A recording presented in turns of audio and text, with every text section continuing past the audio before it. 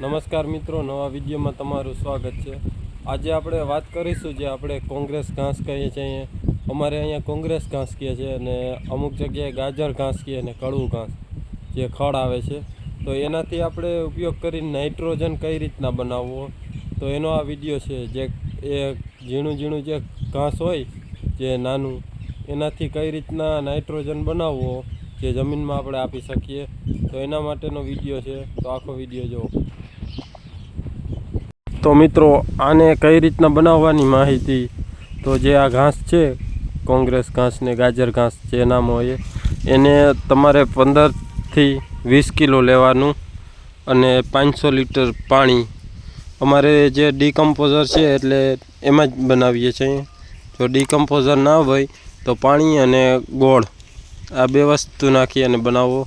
અમારે ડીકમ્પોઝર છે એટલે ડીકમ્પોઝર નાખવી અને શેરડીનો રસ અને જે આ કોંગ્રેસ ઘાસ એ બધું નાખીએ અને કમ્પ્લીટ કરીએ।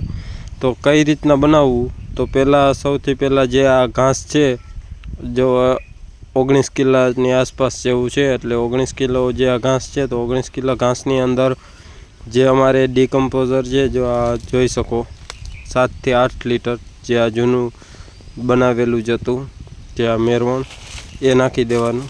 આ ટાંકીમાં બનાવેલ છે, જોઈ શકો છો। અમારે ડીકમ્પોઝર છે આ બનાવેલું જોઈએ, આ બધી ટાંકીઓમાં ઉપયોગ કરીએ એમના માટે।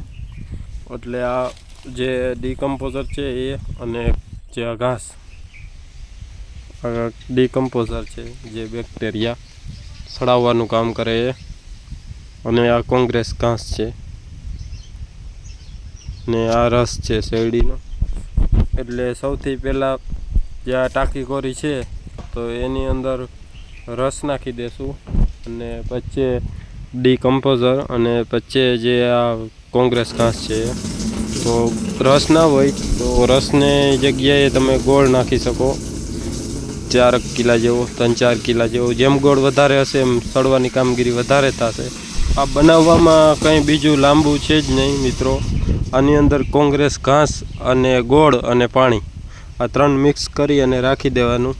બીજી કોઈ ચીજ નાખો નહીં તો ચાલે, જેનાથી આ સળી જાય એટલે નાઇટ્રોજન બની જાય। અને આને આપવાનું જે આપણે યુરિયા કેવી રીતના આપે એવી રીતના આપવાનું, પણ આને ડાયરેક્ટ લિક્વિડ ફોર્મમાં હોય એટલે પંપથી, નોઝલથી, અને જો વેંચ્યુરી હોય તો ટપકથી, એ બેથી આપી શકીએ। આપવાની માત્રા જે આ એકર હોય તો એની અંદર જે 500 લીટરની ટાંકી હોય એ 1 એકરે નાખી દેવાની, જેથી યુરિયાનું જે આ નાઇટ્રોજન નાખીએ, યુરિયા જેમ કામ કરે એમ જ આ કામ કરે નાઇટ્રોજન। જોઈ શકો તમે, આ જે અમે નાખીએ છીએ ટાંકીની અંદર, આ સાવ સડી જશે અને નાઇટ્રોજન ભરપૂર હોય। આમાં કોઈ ચીજ નકામી છે જ નહીં, બધી કામની છે। ને આવી રીતના નાઇટ્રોજન બનાવશું એટલે ઓટોમેટિક ખડ સાવ ઓછું જ થઈ જશે।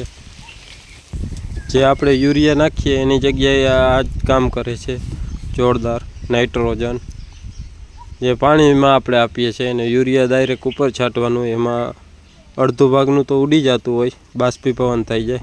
આ પૂરેપૂરું તમારે ડાયરેક્ટ જ લાગુ પડી જાય પાકને, અને આનાથી ઘણા ફાયદા થાય છે। તો અમે નાઇટ્રોજન જ્યારે જરૂર પડે પાકને, ત્યારે જે આ કોંગ્રેસ ઘાસ હોય, જે ગાજર ઘાસ, એનો જ ઉપયોગ કરીએ છીએ।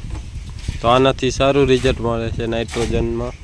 જે નાઇટ્રોજનની છોડને જરૂરિયાત હોય એ પ્રમાણનું આમાં કમ્પ્લેટ મળી જાય છે। તો જેમ બને એમ આનો ઉપયોગ કરો, એટલે આપણે જે કેમિકલવાળા જે યુરિયા ના આવે એની જગ્યાએ આનો ફાયદો સારો થાય। જોઈ શકો તમે, આખી ટાંકી કમ્પ્લેટ પાણીની ભરી લીધી, અને આનાથી સાવ આ 10 દિવસ રાખવાનું એટલે સાવ ઓગળી જાય કમ્પ્લેટ। સાવ એટલે સાવ ખરડામાં તમને ક્યાંય દેખાશે જ નહીં। તો મિત્રો, આ રીતના નાઇટ્રોજન બને કોંગ્રેસ ઘાસમાંથી। તો મિત્રો, આ તો જે કોંગ્રેસ ઘાસ આપણે બહુ ખડ થઈ જાય અને કાઢવું બહુ અલબું લાગે, તો આ એનો ઉપયોગ કરવાનો, એટલે જેનાથી નાઇટ્રોજન બને। તો તમને આ વિડીયો જો ગમ્યો હોય તો વિડીયોને લાઇક કરજો, અને ચેનલમાં નવા હો તો ચેનલને સબસ્ક્રાઈબ કરજો। ધન્યવાદ। જય ગૌ માતા।